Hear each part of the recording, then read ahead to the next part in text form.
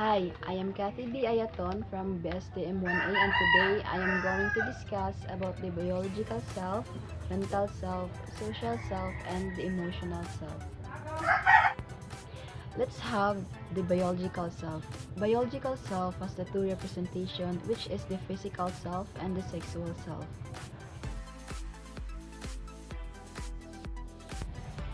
And now let's have the physical self.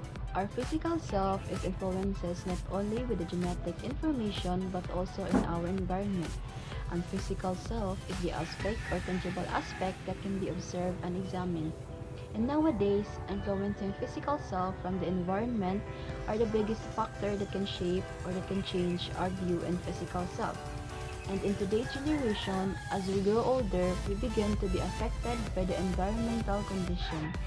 And being conscious and insecure will develop in our mind. We are conscious on how we look physically because that is the first thing that a person can observe us.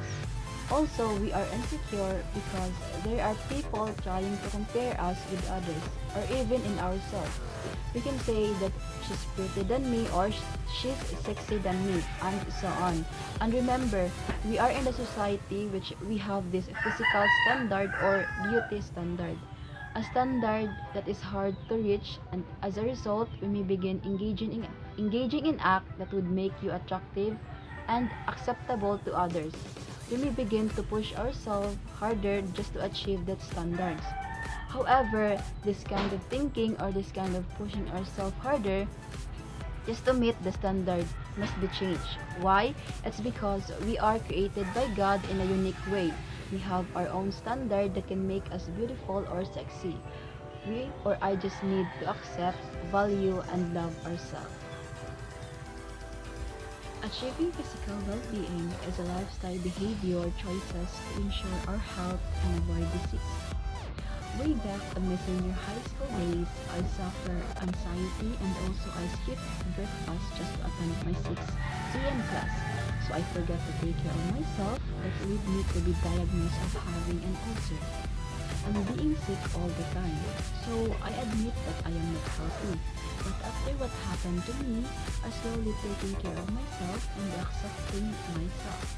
And on the other hand, when we talk about confidence, this is something that I didn't recognize since I was child until now. And I don't know when I can gain my confidence or maybe it depends on my inspiration and motivation. So now, let's have the sexual self. Sexual self is an assessment of his or her own sexual feelings and action. And as a person, we should know our sexuality and sexual attribute for us to know the importance of having it and for us to limit our curiosity as well. Because as we all know, as we reach the adolescent stage, we have this what we call the curiosity, especially the sexual curiosity. And having this kind of curiosity can lead to a big consequence. And one of the top consequences is the pregnancy or the teenage pregnancy.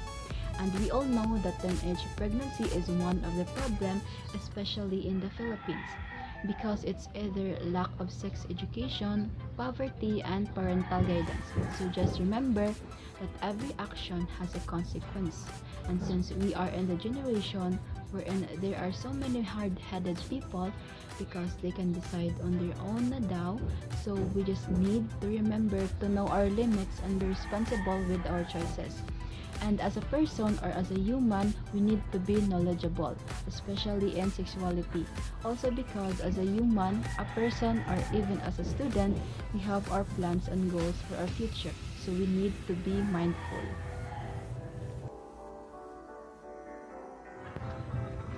So now, let's go to the next part, which is the social self.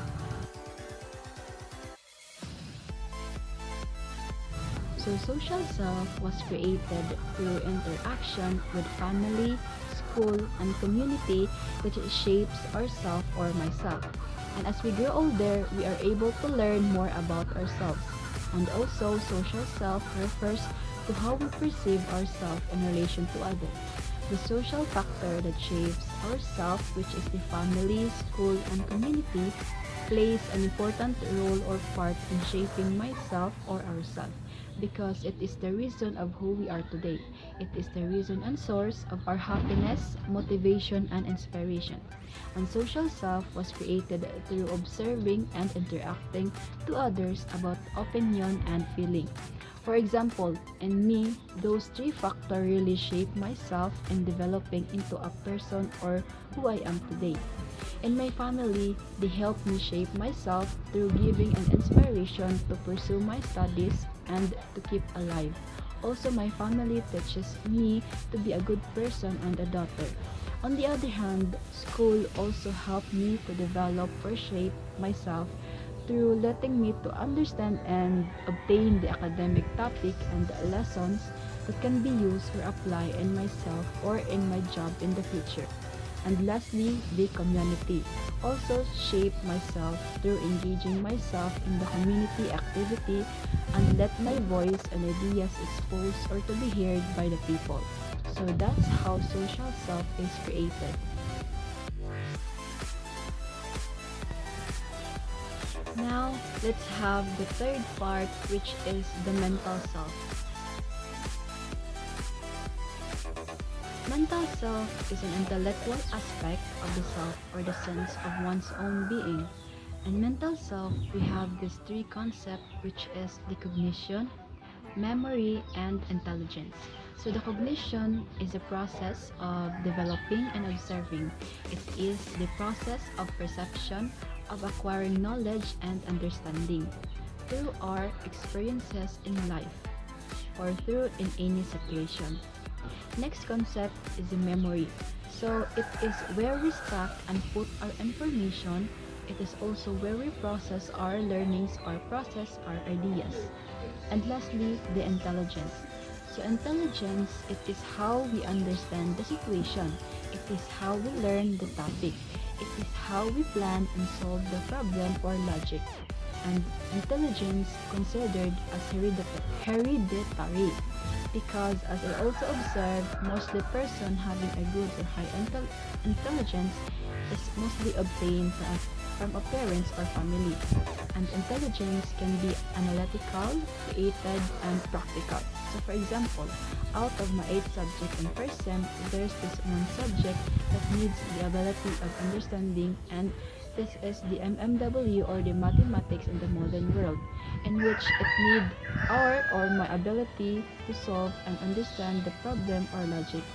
So the cognition in my given example is that every time I solve the problem or logic, I need to observe or develop first my understanding about the topic, and that's my cognition.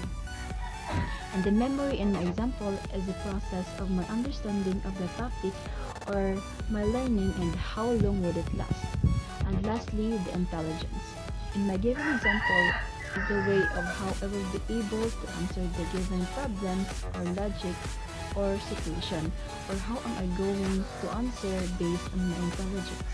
And that's it.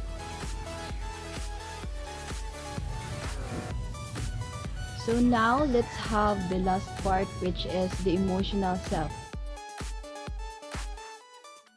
So in emotional self, emotion is a feeling that is caused by the situation that we are in or by the people we are with.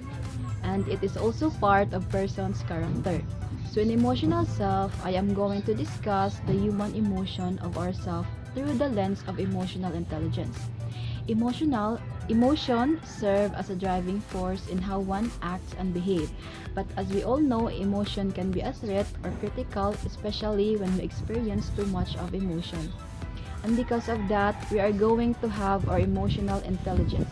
Emotional intelligence is a skill on recognizing and identifying our own emotion or feeling. Emotional intelligence is to manage, understand, and guide our decision making, also our emotion. So for example, in me, there's this one time that I feel disappointed with my exam because I got a low score even though I study hard. And because of that, overthinking attacked me. I had so many questions and what ifs in my mind that time. But after a couple of time, I managed to understand, move on, and accept. Maybe that's what my emotional intelligence do. So let me accept the fact, the truth, and move on, just to be better next time. Okay, so on the other hand, our emotions are developing while we are growing. So when we are in the stage of adolescence, it is the crucial development. It engage risk because if we are in the stage of adolescence, once we let our emotion out, it is possible to face or to have a consequences. So that's why we have this what we call an emotional regulation, which help ourselves to protect, or it is a protective factor. For example, there's this one time that my sister broke my ring light, so instead of yelling or to feel too much anger, I just regulate my emotion in order to talk my sister calmly. So the emotional regulation in my situation is that I choose to be calm than yelling in order for us not to yell at each other or not to have too much anger. So all in every situation, we just don't need only emotion but also our knowledge in order to reduce the consequences.